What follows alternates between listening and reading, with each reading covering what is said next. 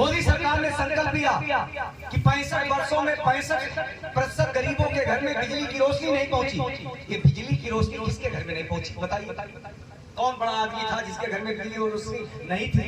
जेकरे पास पैसा रहा वो कौनो जाति वो अपने घर में बिजली की रोशनी पहुंचाई जा रही। बिजली की रोशनी गरीब के घर में नहीं पहुंची थी, उसके पास पैसा नहीं था। मोदी ने कहा हर गरीब के घर में हम बिजली की रोशनी पहुंचाएंगे, और हमने कहा नहीं, 100% घरों में बिजली की रोशनी पहुंचाया और बीपीएल एपीएल कार्ड धारकों को मुफ्त में कनेक्शन और मीटर लगवाने का काम मोदी सरकार ने किया पूरे देश में।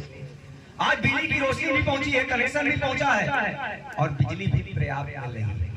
जो बच्चा जिसके घर में बिजली की रोशनी नहीं थी, वो माँ वो बाप ये सोचता था कि काश कभी किसी दिन मेरे घर में भी बिजली का कनेक्शन होगा, मेरा बच्चा भी बिजली की रोशनी में अच्छी पढ़ाई करेगा, मेरा बच्चा भी पंखे की हवा में आराम से गर्मी में उसको नींद आ जाएगी, वो स्वस्थ रहेगा।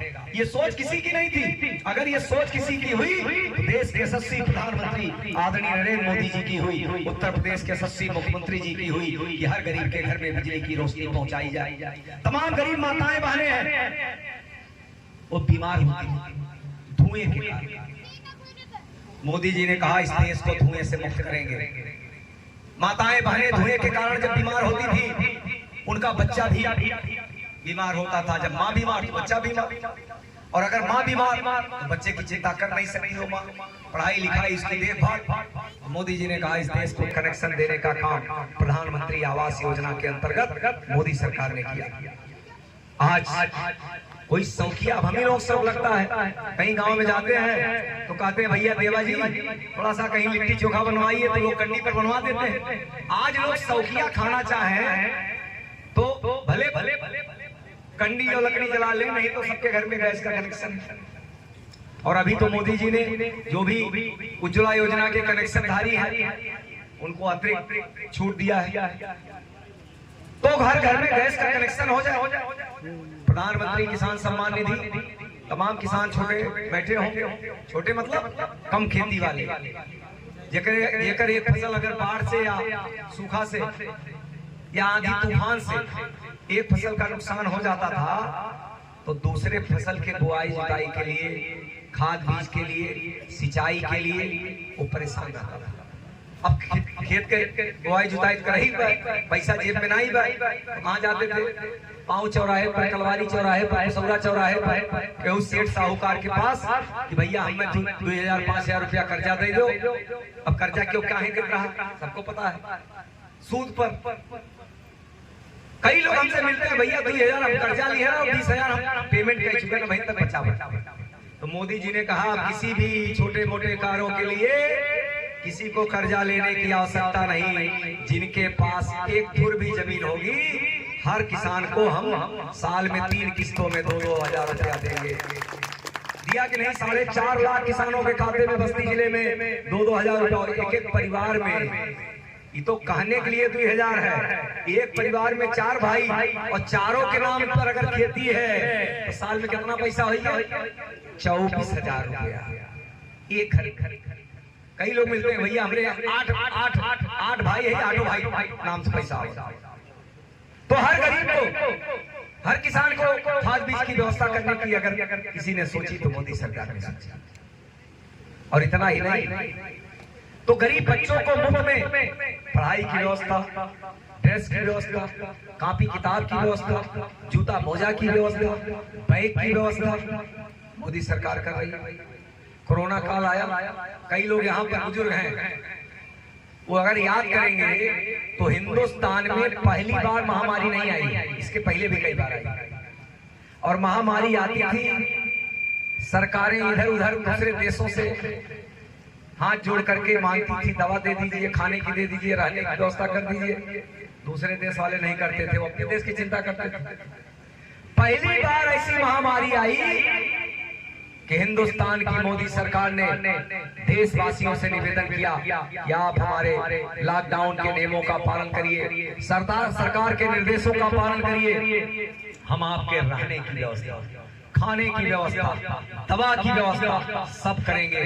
और 80 करोड़ गरीबों को लगातार मुफ्त में राशन देने का काम मोदी सरकार कर रही नहीं कर रही? बताओ।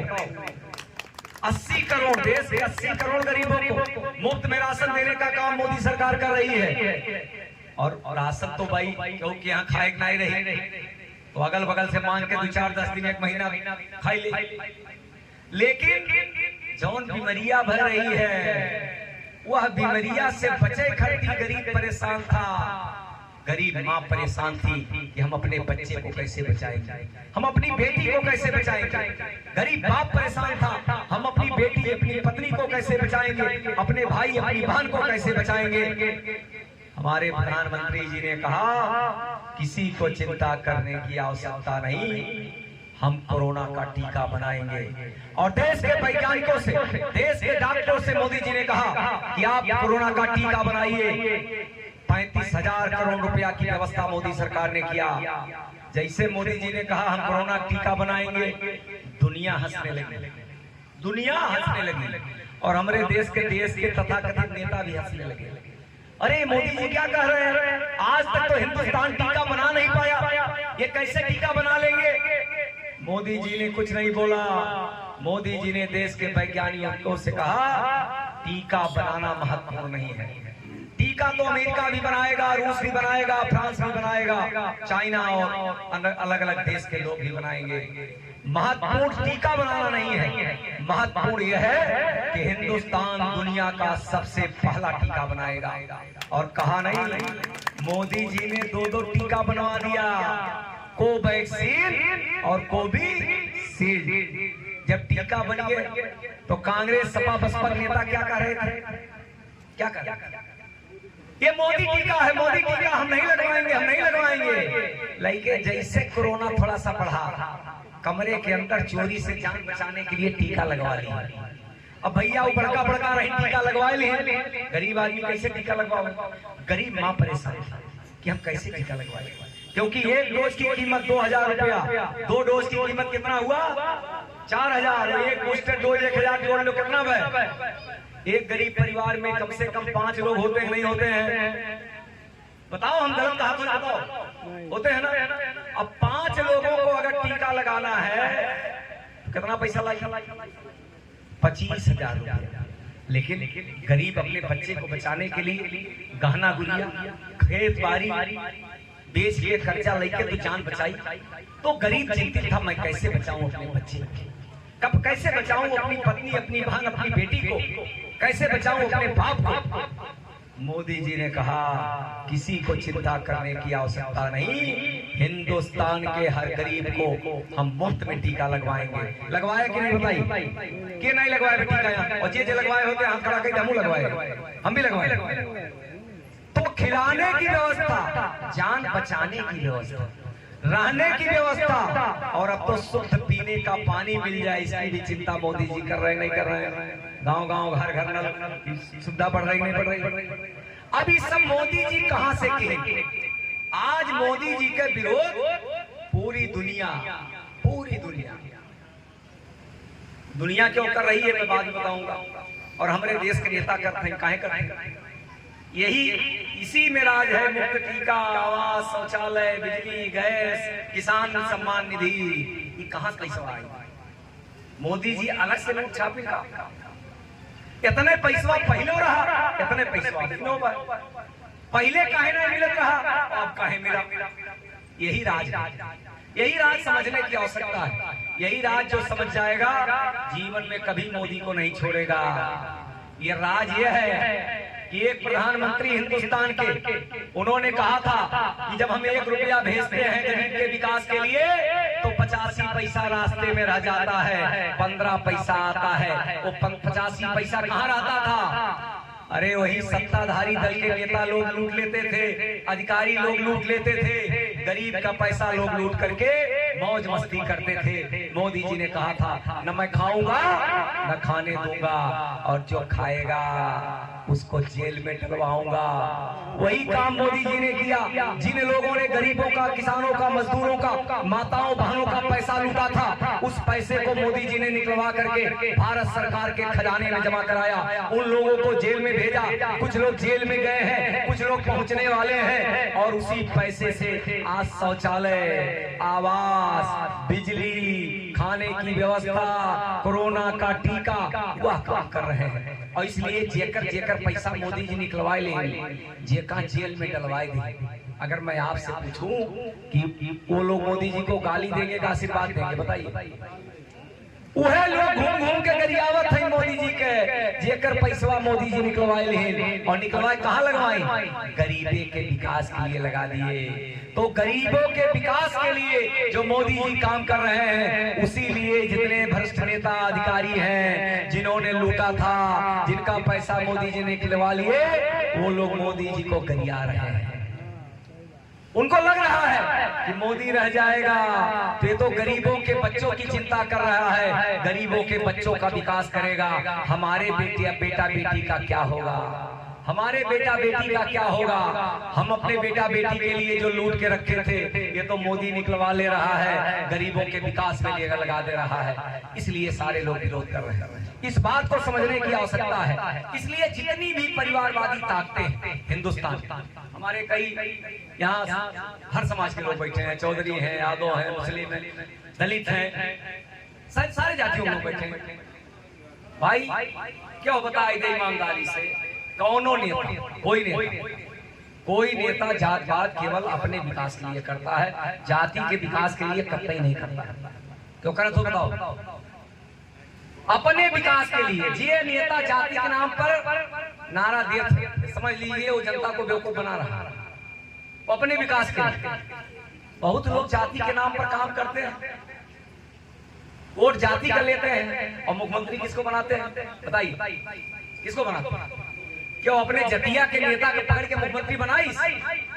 अगर मुख्यमंत्री भी कोई बनाया तो हमारी पार्टी ने बनाया, क्योंकि हमारी पार्टी परिवारवादी पार्टी नहीं है। हमारी पार्टी में किसी भी जाति का हो, वो यादव हो, कुर्मी हो, मुस्लिम हो, दलित हो, किसी भी जाति किसी भी धर्म का हो, अगर उसके अंदर योग्यता है तो हमारी पार्टी मुख्यमंत्री से लेकर के केंद्रीय मंत्री बनाती है। और हमने साबित किया, पहली बार नहीं, कई बार। लेकिन ये जाति का नारा बहुत लोग आते हैं, जतिया की इज्जत रखो। अरे भैया, जतिया की इज्जत रखे करनी तो लोग तैयार हैं, लेकिन जब आपका अवसर मिला था तो आपका अपराध था। क्यों भतीजा के एमपी बनाई दे, क्यों बेटक विधायक बनाई दे, क्यों माई के जिला पंचायत अध्यक्ष बनाई दे, क्यों अपने जतियों बनाई? बताओ ईमानदारी से। तो जैसे मोदी जी इस समय परिवारवादी ताकतों को खत्म कर रहे हैं, सब परेशान हैं, वैसे बस्ती के नेता भी परेशान हैं।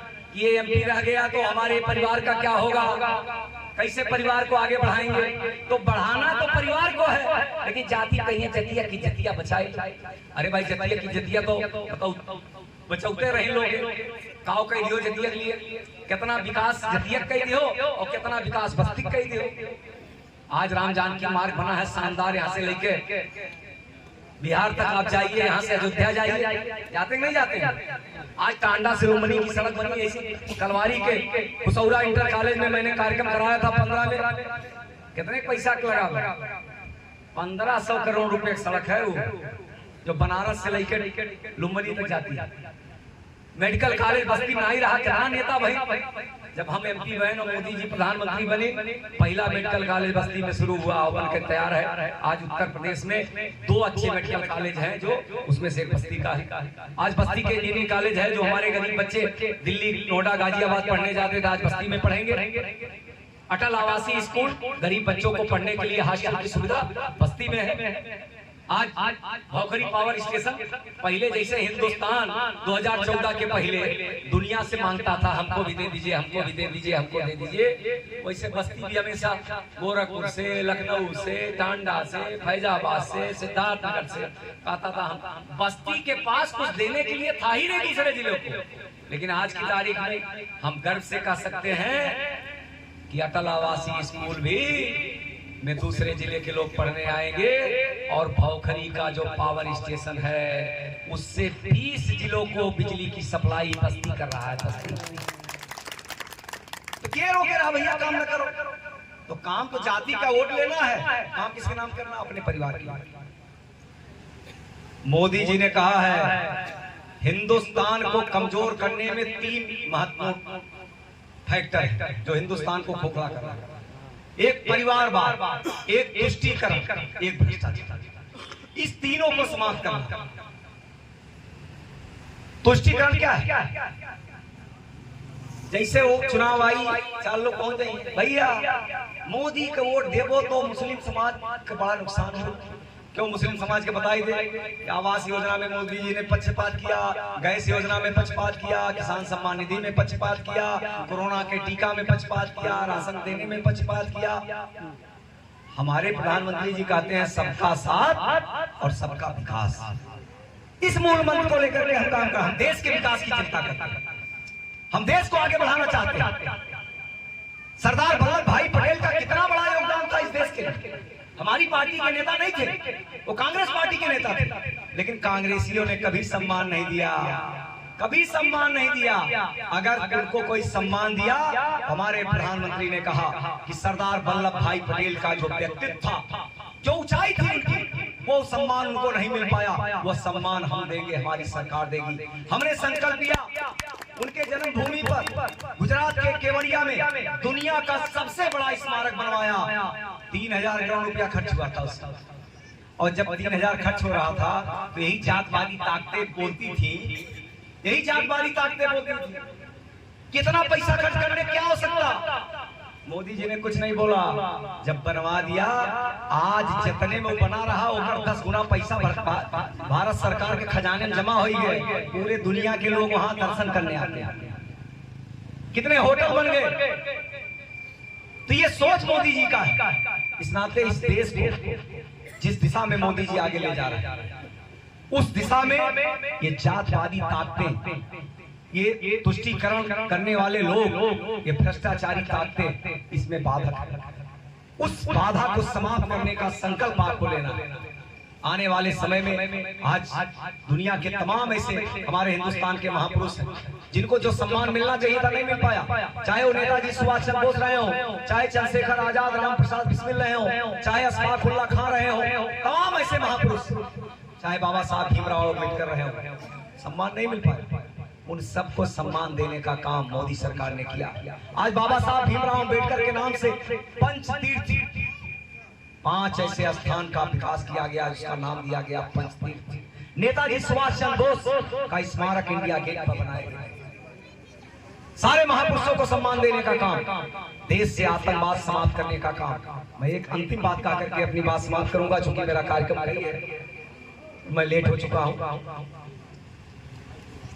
कभी कोई इतिहास में सुना हो, बहुत पढ़े लिखे नौजवान यहाँ पर बैठे हैं, कई लोग चौराहे बैठ के बतियाते भी हैं, मोदी जी का सब लाभ भी लेते हैं और कहते हैं मोदी जी ने किया क्या। तो एक का उदाहरण देकर के अंतिम बात अपनी समाप्त। क्या हुई सुने हो कि 2 देश आपस में युद्ध कर रहे हैं और तीसरे देश के कुछ बच्चे, कुछ विद्यार्थी वहां पर फंसे हो, और तीसरे देश का प्रधानमंत्री कह रहा हो आप युद्ध रोकिए, अपने बच्चों को हम निकालना चाहते हैं। आज तक के इतिहास में सुनने को नहीं मिला। अगर ये सुनने को मिला तो मोदी जी के नेतृत्व में हिंदुस्तान की सरकार ने किया। अभी वो युद्ध चल रहा है, 2 साल पहले की घटना है। रूस और यूक्रेन में युद्ध हो रहा था। हमारे देश के 30, 32, 35 हजार विद्यार्थी वहां पर फंसे थे। हमारे देश के प्रधानमंत्री ने कहा जहां रूस और यूक्रेन एक दूसरे के ऊपर बमों से, मिसाइलों से, तोपों से हमला कर रहे थे, गोलियां चला रहे थे, उस समय हमारे देश के प्रधानमंत्री जी ने रूस से कहा आप युद्ध रोकिए, हम अपने देश के बच्चों को निकालना चाहते हैं। यूक्रेन से कहा आप युद्ध रोकिए, हम अपने देश के बच्चों को निकालना चाहते हैं। उस समय दोनों देशों ने कहा मोदी जी हम तैयार हैं, हम युद्ध विराम कर रहे हैं, आप ये बताइए हम कैसे पहचानेंगे ये हिंदुस्तान के बच्चे हैं, हिंदुस्तान के विद्यार्थी हैं। मोदी जी ने कहा इसकी चिंता करने की आपको आवश्यकता नहीं, हम अपने देश के बच्चों से कह देंगे, सूचना दिलवा देंगे, हमारे देश का विद्यार्थी हाथ में तिरंगा लेकर के भारत मां जिंदाबाद करते हुए निकलेगा, आप पहचान जाएंगे। आपको दृश्य देखिए कितना गर्व हो रहा था हर हिंदुस्तानी को उस समय जब हमारे देश के बच्चे हाथ में तिरंगा लेकर के भारत मां जिंदाबाद करते हुए निकल रहे थे। दोनों दुश्मन देश की सेनाएं फूल माला लेकर के करके उन बच्चों का स्वागत कर रही थी, अभिनंदन कर रही थी। क्यों क्यों क्यों भाई? मोदी जी से कोई रिश्तेदारी थी या मोदी जी से मित्रता थी? इसके नाते दुनिया के देश कभी सम्मान नहीं देते हैं। दुनिया को लग गया अगर मोदी जी की बात नहीं मानेंगे तो मोदी जी हमको छोड़ेंगे नहीं, हमको समाप्त कर देंगे टरपस। और इतना ही नहीं, एक देश बगल में है जिसके बच्चे जैसे पैदा होते हैं उस बच्चों को उनके माँ बाप क्या कहते हैं? बेटा। तुम्हारे देश के बगल में एक देश है हिंदुस्तान, वो तुम्हारा दुश्मन देश है। वहाँ के लोगों को तुम गाली दो, भारत माँ को गाली दो, वहाँ के तिरंगे का अपमान करो, जो बचपन से ही बच्चे यही करते हैं। लेकिन उस देश के बच्चे भी यूक्रेन में फंसे थे। उस देश के बच्चे, जिस देश के बच्चे पैदा होते ही भारत को, हिंदुस्तान को गाली देते, तिरंगे का अपमान करते, वो भी फंसे थे। तो जब इंडिया के बच्चे निकल गए तो वो बच्चे सोचे हम कैसे जान बचाएं। तो उनके समझ में आ गया अगर पाकिस्तान का झंडा लेकर के निकलेंगे तो सीने पर गोली खानी पड़ेगी, गोली मारे जाएंगे। तो वो भी सोचे कि जान बचानी है तो पहचान छुपा लो, हाथ में तिरंगा ले लो और भारत माँ जिंदाबाद करते हुए निकलो।